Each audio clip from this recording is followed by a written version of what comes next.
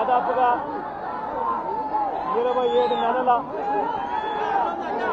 ఈ పరిపాలనను ఒక్కసారి గమనిస్తే ఈ పరిపాలనలో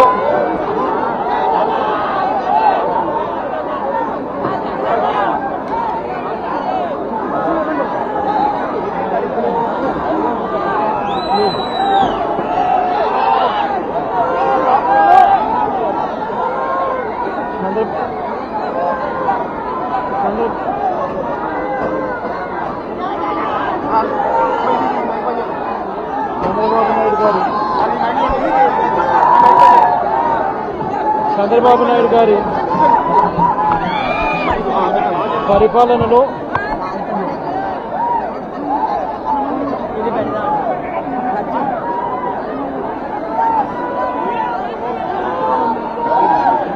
చంద్రబాబు నాయుడు గారి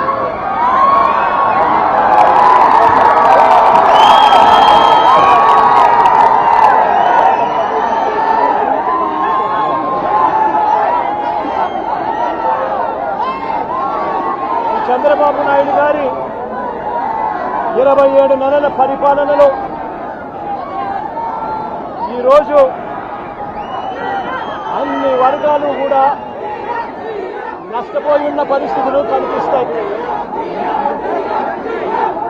ఈ చంద్రబాబు నాయుడు గారి పరిపాలనలో ఏం జరుగుతూ ఉంది అంటే విద్యారంగము, వైద్య రంగము, వ్యవసాయ రంగము, పారిశ్రామిక రంగాలు, మహిళా సాధికారత, సుపరిపాలన అన్నీ కూడా ఈరోజు విధ్వంసమే కనిపిస్తుంది చంద్రబాబు నాయుడు గారి పరిపాలనలో. చంద్రబాబు నాయుడు గారి పరిపాలనలో పొద్దుట లేచినప్పటి నుంచి మనకు కనిపించేది ఏమిటి అంటే ఎవరైనా ఈ పాలన మీద చంద్రబాబు నాయుడు గారితో అన్యాయం అయిపోయిన పరిస్థితులను ఎవరైనా ప్రశ్నిస్తే పొద్దుట లేచినప్పటి నుంచి అక్రమ కేసులు, అక్రమ అరెస్టులు ఇవి మాత్రమే చంద్రబాబు నాయుడు గారి పరిపాలనలో మనకు కనిపిస్తాయి. నేను అడుగుతా ఉన్నా, ఈరోజు ఈ వెన్నుపోటు పార్టీ వల్ల చంద్రబాబు నాయుడు గారి పార్టీ అంటే వెన్నుపోటు పార్టీ. ఈ వెన్నుపోటు పార్టీ వల్ల రాష్ట్రానికి, ప్రజలకు బాధ తప్ప ఇక ఏదైనా కానీ మిగిలిందా అని అడుగుతా ఉన్నారు. రాష్ట్రంలో ఇవాళ వ్యవసాయ రంగాన్ని తీసుకోండి.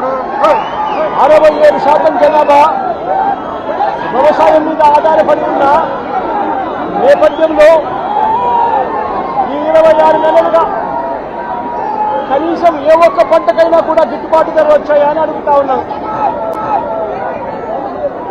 ఈ 27 నెలలుగా 26 నెలలుగా వరికి కానీ, మొక్కజొన్నకు కానీ, అరటికి కానీ, కొబ్బరికి కానీ, పత్తికి కానీ, మినుములకు కానీ, పెసలకు కానీ, సజ్జలకు కానీ, మిర్చికి కానీ, పొగాకు కానీ, ఉల్లికి కానీ, టమాటో కానీ, కొక్కో కానీ, చీనీ కానీ, చివరికి ఆక్వా రైతులకైనా కూడా ఇవాళ ఇక్కడికి వచ్చి నేను పొగాకు రైతుల ఆందోళనల మధ్య నిలబడున్నా.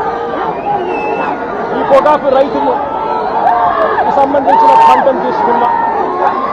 ఇవాళ కనిపిస్తున్నది ఏమిటి అంటే సంక్షోభమే. రైతులు ఇవాళ రోడ్డును పడి ఉన్న పరిస్థితులు కనిపిస్తూ ఉన్నాయి.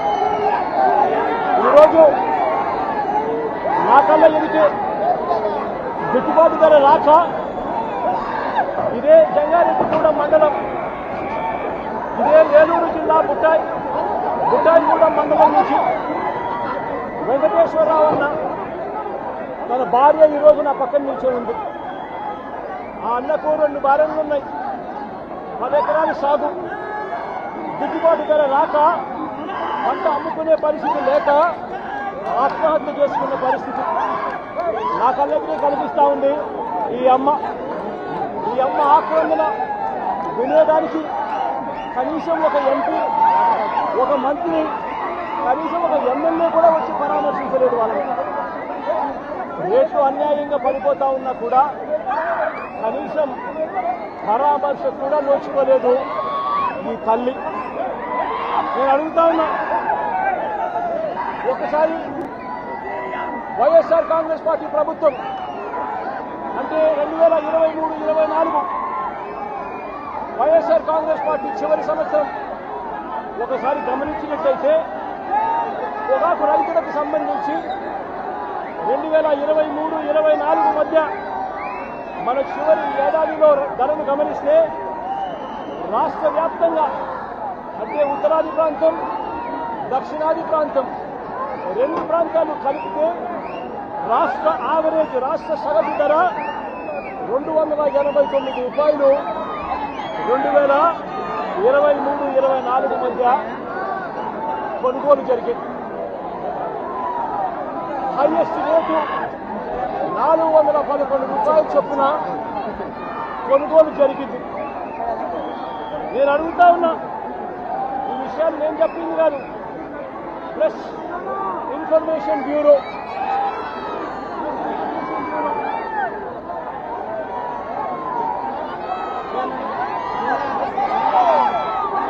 ఇన్ఫర్మేషన్ బ్యూరో 2025 జనవరి 1న అఫీషియల్గా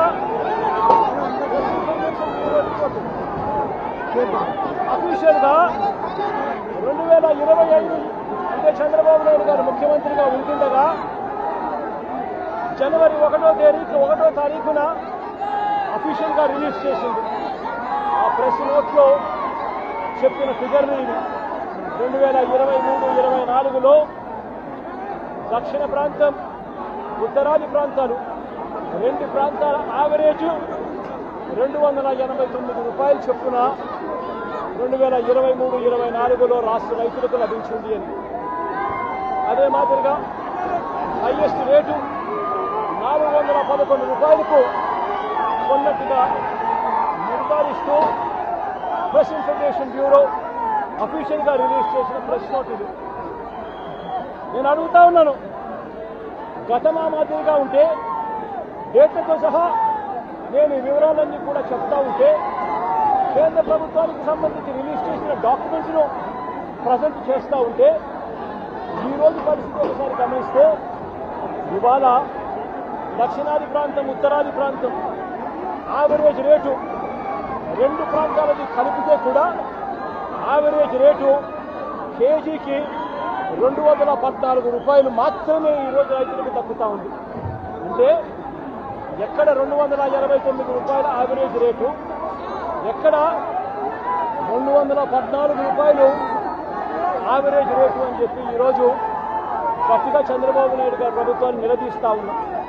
అంటే ప్రతి రైతు కూడా ఎకరాకు 75 రూపాయలు చొప్పున కేజీకి నష్టపోతా ఉన్నాడు అప్పటి రేట్లతో ఇవాళ పోలిస్తే. ఇదే ఉత్తరాదిన, ఇదే దేవరపల్లిలో, ఇదే గోదావరి జిల్లాలో 2023-24లో వైఎస్ఆర్సీపీ ప్రభుత్వ హయాంలో సగటు ధర 326 రూపాయలు పడుతుంది యావరేజ్ రేటు. ఇవాళ ఇదే ఉత్తరాదిన ఇవాళ సగటు ధర 236 రూపాయలు మాత్రమే పలుకుతా ఉన్న పరిస్థితి ఇవాళ రాష్ట్రంలో కనిపిస్తూ ఉంది. నేను అడుగుతా ఉన్నా, ఒకవైపున చూస్తే ఎరువుల దగ్గర నుంచి ప్రతిదీ కూడా ఈ 2 సంవత్సరాలుగా రైతులకు పెట్టుబడి ఖర్చులు పెరుగుతూ ఉన్నాయి. మరోవైపు చూస్తే రైతులకు 2023-24 అంటే 2 సంవత్సరాల కింద వచ్చిన రేట్లు కూడా ఇవాళ రైతుకు రాని పరిస్థితి కనిపిస్తూ ఉంది. మరోవైపు చూస్తే ఒకవైపున రేటు లేదు, మరోవైపున చూస్తే కొనుగోలు చేసే కార్యక్రమం కూడా జరగడం. ఇదే ఉత్తరాదిన ఈ ప్రాంతంలో 83 మిలియన్ కేజీల పొగాకు పండితే 105 రోజుల వేలం అయిపోయిన తర్వాత కూడా కొనుగోలు చేసింది కేవలం 10 మిలియన్ కేజీలు మాత్రమే. అంటే కేవలం 12% మాత్రమే పండించిన పంటలో కొనుగోలు చేసిన పరిస్థితి రైతన్నకి ఇవాళ ఇక్కడ ఉత్పన్నం అవుతా ఉంది. ఇదే ఏరియాకి సంబంధించి టొబాకో బోర్డు గ్యారంటీ ఇస్తూ ఖచ్చితంగా కొనుగోలు చేస్తామని చెప్పి లిఖితపూర్వకంగా రాసిచ్చింది 49.70 మిలియన్ కేజీలు టార్గెట్గా నిర్ధారించి లిఖితపూర్వకంగా కొంటాము అని రాసిచ్చింది. వాళ్ళు కొంటామని చెప్పిన తర్వాతనే రైతులు పంటలు వేశారు. దానితో కూడా చూసినా కూడా వీళ్ళు కొనుగోలు చేసిన 10 మిలియన్ కేజీలు కేవలం 20% కూడా మించిలేని పరిస్థితి ఈరోజు ఈ ఉత్తరాది ప్రాంతంలో కనిపిస్తూ ఉంది.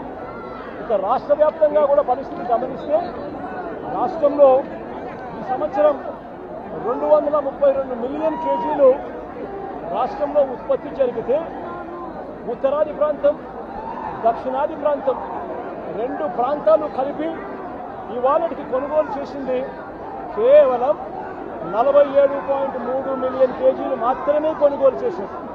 అంటే పండిన పంట 232 మిలియన్ కేజీలు కొనుగోలు చేసింది రాష్ట్ర వ్యాప్తంగా. ఉత్తరాది ప్రాంతం దక్షిణాది ప్రాంతం 2 కలిపి కొనుగోలు చేసింది కేవలం 47.3 మిలియన్ కేజీలు. అంటే కేవలం 21% మాత్రమే. మరి నేను అడుగుతా ఉన్నా, వీళ్ళ మాటలు నమ్మి టొబాకో బోర్డు మాటలు నమ్మి వాళ్ళు లిఖితపూర్వకంగా ఇచ్చిన హామీ మేరకు 142 మిలియన్ కేజీలు మేము కొనుగోలు చేస్తాము, మీరు పంట వేయండి అని చెప్పి వాళ్ళు చెప్పిన నేపథ్యంలో వేసిన పంట కొనుగోలును సైతం ఒక్కసారి వేరీది వేసుకుంటే వీళ్ళు కొంటామన్నది 142 మిలియన్ కేజీలు, కొనింది చివరకు 47.3 మిలియన్ కేజీలు మాత్రమే. అంటే కేవలం 33% మాత్రమే కొనుగోలు చేసిన పరిస్థితి. మరో వంక 105 రోజులు వేలం రోజులు దాటిపోయిన పరిస్థితి కనిపిస్తూ ఉన్నాయి. నేను అడుగుతా ఉన్నా, ఈరోజు ఇదే వేలం కేంద్రంలో నేను వస్తున్నాను కాబట్టి ఈ ప్రాంతానికి నేను వస్తానని చెప్పాను కాబట్టి ఒక వారం 10 రోజుల నుంచి 10 రూపాయల రేటు పెరిగింది. లేకపోతే ఆ రేటు కూడా పెరిగేది కూడా కాదు. అలాంటి సిండికేట్ పరిస్థితుల మధ్య జరుగుతూ ఉంది. హైయెస్ట్ రేటు చూస్తే 262 రూపాయలు కొన్నాను. యావరేజ్ రేటు ఎంత అని చూస్తే 174 రూపాయల నుంచి కొనుగోలు లేవు. మరి నేను అడుగుతా ఉన్నా, పంట కొనే నాతం లేని పరిస్థితిలో ఇవాళ రైతన్న వ్యవసాయం జరుగుతూ ఉంది. కొనుగోళ్ళ ముందు సాగడం లేదు. ఎక్కడ చూసినా కూడా కనీసం 30% నుంచి 40% రిజెక్ట్ జరుగుతూ ఉన్నాయి. లో బిడ్స్ వేస్తూ ఉన్నారు, రిజెక్ట్ చేస్తూ ఉన్నారు. రైతన్న ఈ సిండికేట్తో రైతన్న తీవ్రంగా నష్టపోతూ ఉన్న పరిస్థితులు కనిపిస్తూ ఉన్నాయి. ఇక్కడ దళారీ వ్యవస్థ పెట్టేకిపోయి మొత్తం కొనుగోలుదారులంతా సిండికేట్ అయినా కూడా ఒక్కరిని కూడా బ్లాక్ లిస్ట్ చేయలేదు చంద్రబాబు నాయుడు గారి గవర్నమెంట్. ఒక్కరిని కూడా అరెస్ట్ చేయలేదు చంద్రబాబు నాయుడు గారి గవర్నమెంట్. ఒక్క రైతుకు కూడా భరోసా ఇచ్చే కార్యక్రమాలు ఒక్కటంటే ఒక్కటి కూడా చేయలేదు చంద్రబాబు నాయుడు గారు. అదే మన గవర్నమెంట్లో గతంలో ఇలాంటి పరిస్థితులే ఉత్పన్నమైతే వెంటనే వైఎస్ఆర్సీపీ ప్రభుత్వ హయాంలో అప్పట్లో మార్కెట్ను రంగప్రవేశం చేయించాం. మార్కెట్ ఫ్లోర్ మీదకి వచ్చి కొనుగోలు చేయడం మొదలుపెట్టింది. ఎప్పుడైతే మార్కెట్ వచ్చి కొనుగోలు చేయడం మొదలుపెట్టిందో అప్పుడు రైతులకు మార్కెట్ వచ్చి కొనుగోలు చేయడం మొదలుపెట్టడం వల్ల ప్రతి గ్రేడుకు ప్రారంభ ధరను నిర్ణయించింది. కంపెనీల మధ్య పోటీ పెరిగింది. దీనివల్ల రేట్లు పెరిగాయి, రిజెక్ట్స్ తగ్గాయి, లో బిడ్స్ తగ్గాయి. ఇది గతంలో జరిగింది. అప్పట్లో వైఎస్ఆర్సీపీ ప్రభుత్వ హయాంలో 3,000 కోట్ల రూపాయలతో ధరల స్థిరీకరణ నిధి తీసుకొని వచ్చి 7,800 కోట్ల రూపాయలు పంటను కొనుగోలు 5 సంవత్సరాలలో జరిపి రైతన్నకు ఇబ్బందులు వచ్చిన ప్రతిసారి కూడా గవర్నమెంట్ తోడుగా ఉండే కార్యక్రమాలు చేయడం జరిగింది. కానీ నేను ఇవాళ అడుగుతా ఉన్నా, కానీ చంద్రబాబు నాయుడు గారి ప్రభుత్వం ఇవాళ చేస్తూ ఉన్నది ఏమిటి అంటే దళారీలతో రాజీ పడిపోయింది. దళారీలతో నాకింత నీకింత అని చెప్పి కంపెనీలతో సర్దుబాటు చేస్తుంది కాబట్టి ప్లాట్ఫామ్ మీదకి మార్కెట్ను పోటీదారుడుగా కొనుగోలుదారుడుగా దింపలేదు. చంద్రబాబు నాయుడు చేస్తా ఉన్నది ఏమిటంటే కేవలం 94 మిలియన్ కేజీల కట, అంటే పంటేమో 234 మిలియన్ కేజీలు పండితే కేవలం 94 మిలియన్ కేజీల కట కేవలం 20 రూపాయలు మాత్రమే సబ్సిడీ కింద ఇస్తానని చెప్పి చంద్రబాబు నాయుడు గారు చెప్పడం జరిగింది. అంటే ఈ 20 రూపాయలు కంపెనీ వాళ్ళకి ఇస్తాడట. అంటే కంపెనీ వాళ్ళు రైతులకు ఇప్పుడు ఇచ్చే రేటు కూడా తగ్గించి 20 రూపాయలు తగ్గించి అమ్ముకునేదానికి చంద్రబాబు నాయుడు గారు దారులు తెలిసారు. ఇదొకటే కాదు, చంద్రబాబు నాయుడు గారు కేవలం 94 మిలియన్ కేజీలు మాత్రమే కొనుగోలు చేస్తానని చెప్పడం వల్ల 232 మిలియన్ కేజీల ఉత్పత్తి అయిన నేపథ్యంలో తాను 94 మిలియన్ కేజీలు మాత్రమే పండిస్తానని చెప్పిన నేపథ్యంలో మిగిలిన పంట తాను కొనను అని చెప్పి చెప్పడం కూడా జరిగింది. దీనివల్ల రైతులు పూర్తిగా నష్టపోతా ఉన్న పరిస్థితులు కనిపిస్తూ ఉన్నాయి. నేను ఒకటే చెప్తా ఉన్నా, చంద్రబాబు నాయుడు గారు చేయాల్సింది ఏమిటి అని అంటే మార్కెట్ను రంగప్రవేశం చేయించాలి. మార్కెట్ను రంగప్రవేశం చేయించి చంద్రబాబు నాయుడు గారు ప్రతి గ్రేడ్కు కూడా మినిమం ధర ఇది అని చెప్పి నిర్ధారించి ఫ్లోర్ మీదకి మార్కెట్ను పంపించాలి. అప్పుడు మార్కెట్లో కాంపిటీషన్ పెరిగి రేట్లు పెరిగే కార్యక్రమాలు జరుగుతాయి. మా ప్రభుత్వ హయాంలో, వైఎస్ఆర్సీపీ ప్రభుత్వ హయాంలో ఇదే మాదిరిగానే పొగాకు రైతులకు మా 5 సంవత్సరాల కాలంలోనే ఆదుకున్న చరిత్ర ఎంతో ఉంది. ఇదే చంద్రబాబు నాయుడు గారు చేస్తా ఉన్న ఇంకొక అన్యాయమైన తమాషా ఏమిటో తెలుసా? అది విన్నప్పుడు నాకు నిజంగా ఆశ్చర్యం అనిపించింది. పొగాకు రైతులు కట కష్టాల్లో ఉన్నారని ఆయన ఇప్పుడు గమనించాడట. అందుకే 50,000 రూపాయల వరకు వడ్డీ లేని రుణాలు 3 ఏళ్ల పాటు ఇస్తాడట. నేను అడుగుతా ఉన్నా, అయ్యా చంద్రబాబు నాయుడు గారు, వైఎస్ఆర్సీపీ ప్రభుత్వ హయాంలో గతంలో 1,00,000 దాకా సున్నా వడ్డీ పథకం ఉండేదయ్యా. 1,00,000 రూపాయల దాకా రైతులు సకాలంలో కడితే సున్నా వడ్డీకే రుణాలు వచ్చే కార్యక్రమం వైఎస్ఆర్సీపీ ప్రభుత్వ హయాంలో జరిగింది. 84,66,000 మంది రైతులకు 2,050 కోట్ల రూపాయలు సున్నా వడ్డీ కింద ఇచ్చి రైతులను ఆ 5 సంవత్సరాల్లో ఆదుకున్న చరిత్ర వైఎస్ఆర్సీపీ. మరి ఏందయ్యా ఈ గ్రామాలు? సున్నా వడ్డీ పథకాన్ని రద్దు చేశావు, రైతులకు రద్దు చేశావు, మహిళలకు సున్నా వడ్డీ పథకాన్ని రద్దు చేశావు, అందరినీ రోడ్డు మీద పడేసి ఇప్పుడు రైతులను ఆదుకోవాల్సిన సమయంలో ఒక కొత్త పథకం తీసుకొచ్చినట్టుగా 50,000 సున్నా వడ్డీకి ఇక పండగ చేసుకోండి అని చెప్పి డ్రామాలు ఆడుతూ ఉన్నారు. ఇంతకన్నా దౌర్భాగ్యపరమైన ప్రభుత్వం ఎక్కడైనా ఉంటుందా అని చెప్పి చంద్రబాబు నాయుడు గారిని గట్టిగా నిలదీస్తూ అని అడుగుతా ఉన్నారు. ఇదే చంద్రబాబు నాయుడు గారు అన్ని విధాల రైతులను అన్యాయం చేశారు. ఈ 2.5 సంవత్సరాలుగా ఈ పెద్ద మనిషి చంద్రబాబు నాయుడు గారు పీఎం కిసాన్కు అదనంగా ప్రతి రైతు కుటుంబానికి 20,000 రూపాయలు చొప్పున అన్నదాత సుఖీభవ అని పేరు పెట్టి ఇస్తానన్నాడు. ఈ 3 ఏళ్లకు కలిపి చంద్రబాబు నాయుడు గారు 20,000 3 ఏళ్ళు అంటే 60,000 ఇవ్వాలి. ఇచ్చింది కేవలం 19,000 మాత్రమే. అంటే మిగిలిన 41,000 ఎగరగొట్టి పైగా 7 లక్షల మంది రైతులకు ఈ జాబితా నుంచి తొలగించేశాడు. కౌలు రైతులను తీసేశాడు. ROFR పట్టాలున్న గిరిజనులను సైతం ఈ పథకం నుంచి తొలగించేశాడు చంద్రబాబు నాయుడు గారు. వైఎస్ఆర్సీపీ ప్రభుత్వ హయాంలో ఉన్న ఉచిత పంటల బీమా పథకాన్ని చంద్రబాబు నాయుడు గారు రద్దు చేశాడు. ఏ సీజన్ ముగిసేలోగా, ఏ సీజన్లో పంట నష్టం జరిగినా ఆ సీజన్ ముగిసేలోగానే వైఎస్ఆర్సీపీ ప్రభుత్వ హయాంలో ఇచ్చే ఇన్పుట్ సబ్సిడీ కార్యక్రమం ఇవాళ రద్దు చేశాడు చంద్రబాబు నాయుడు గారు.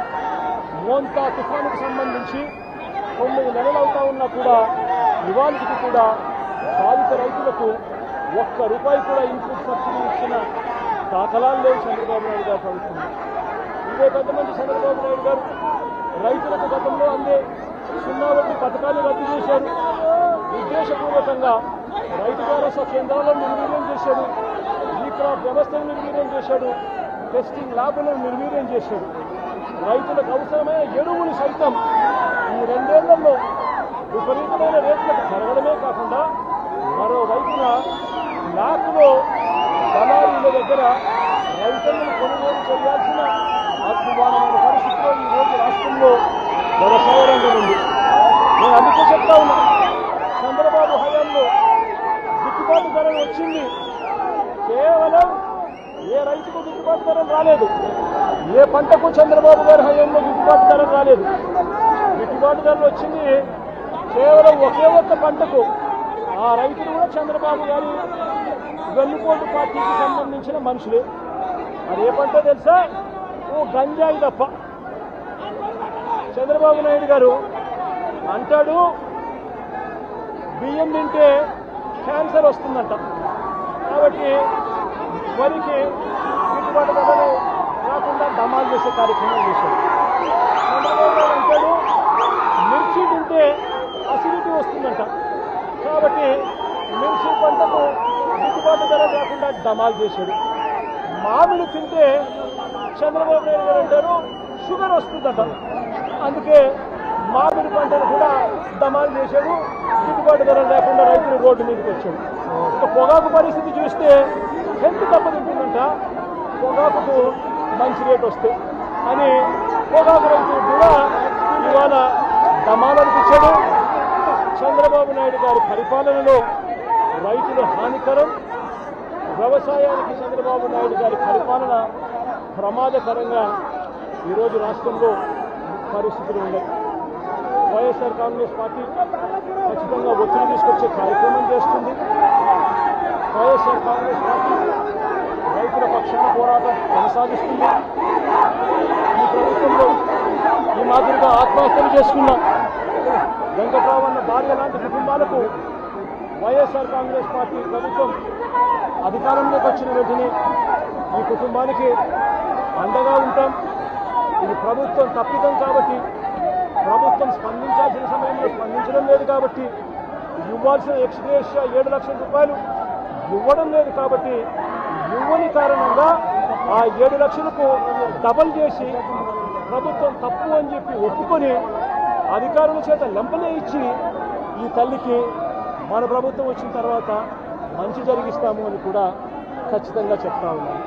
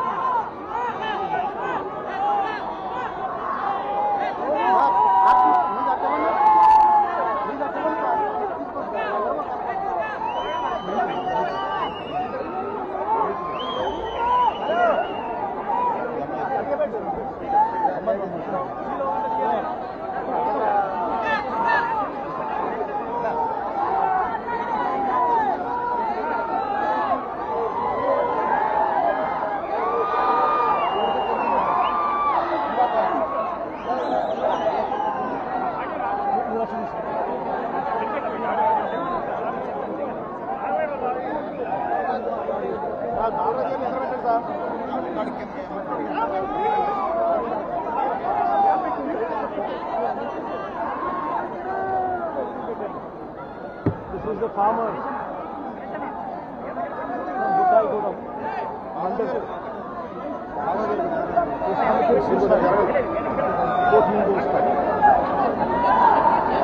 The farmer who has got 2 barns cultivating 10 acres of tobacco plantation. Since the rates were not there, since there was none to buy his crop, this farmer, Bala Venkateshan, committed suicide. This is his son. He standing right beside him. Srinivas. Not a minister came to see him, not an MLA came to see him, not the government responded. The plight of tobacco farmers in the state of Andhra Pradesh is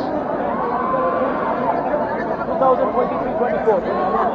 This was the last year of ISRCP regime.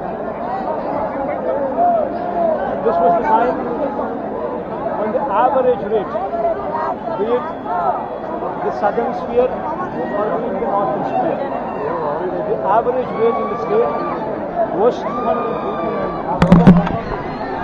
Today, the average rate in the southern sphere and in the northern sphere together in the state is 214.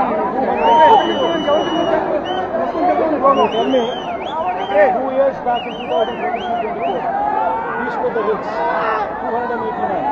This was spoken by none other than PIB, Press Information Bureau, 2025, January 1st. The central government released this official data. Based on that data, I have released these numbers. Now, 2 years have gone by. On one side, you have a situation where the cultivation rate has gone up, production cost has gone up, and yet the prices at which the farmers are selling their tobacco plantation is crashed to 214 rupees per kg, incurring 75 rupees a kg loss when compared to 2023-24 purchased rates by the board during those years. Worse off is these farmers, all of them, do the cultivation only after an assurance tobacco board. The tobacco board assures all the farmers, based on their barren strength, based on their barrens, a certain quantity of tobacco to be produced through these barrels, what would be procured by the board. This is an assurance. This year, the production in reality is 232 million kgs in the state of Andhra Pradesh. So far, the quantity procured by these companies who have formed the syndicate who are cheating the farmers is only a mere 47 million kgs, 49.70 million kgs alone, meaning less than 20% of the current produced crop in the state, and also less than 33% of the contracted 142 million kgs that the tobacco board has assured that they will procure. Now it has already been 105 days. It is auction days. September, October, Karnataka auction also will take place in Karnataka. 50% of the dealers will move to Karnataka, rates with further fall. This is the apprehension and fears in the farmers. Yet the state government responds to nothing. During YSRCP regime, during our regime, Markfed was immediately called upon. Markfed was made into a buyer, sent onto the platform, and every grade rates were fixed. The minimum rates were fixed. And state government, the Markfed, started buying as a competitor. The moment Markfed intervened in the competition, the buyers were forced to increase the rates. And you have seen the rates, what that increase is translated into 289 per kg on an average in the state of Andhra Pradesh. That was during YSRCP's regime. And today, Chandrababu's regime is totally packed with lies. Chandrababu Naidu was hand in glove with the companies, intentionally ensuring that the rates fall, so Chandrababu Naidu and his bananas benefit in the process of procurement. This is what is happening in the state of Andhra Pradesh. The Chandrababu Naidu government recently, 1 week back, announced 20 rupees as a subsidy rate that the government would sponsor. What benefit will this 20 rupees add to the the farmer's life is what I ask Chandrababu this week. This 20 rupees what Chandrababu government gives, this would ensure that the farmers are further put to loss. Because Chandrababu Naidu has assured that this 20 rupees will only be applicable to 94 million cages. Whereas the crop which has come into production is 232 million cages. Meaning to say, Chandrababu Naidu is procuring only partially, and the rest of the crop, Chandrababu Naidu is saying I am not going to procure. On the other side, he giving 20 rupees to the companies, to the dealers, will only ensure that the companies drop the price by 20 rupees further, saying government is giving the 20 rupees. What the government should be doing is having Markfed come onto the platform, having Markfed dictate the minimum prices for every grain, and Markfed should become the competition and start procuring the companies. Only then the farmer would benefit in this whole process. Other than that, Chandrababu Naidu says, a laughable thing here he says. Farmers should be given, tobacco farmers should be given 50,000 rupees of their loans should be converted into 0% interest, I believe. Here, in this particular aspect, I admonish Chandrababu's government that during YSRCP's regime, in our previous regime, up to 1 lakh, every farmer was given 0% interest. మరో short break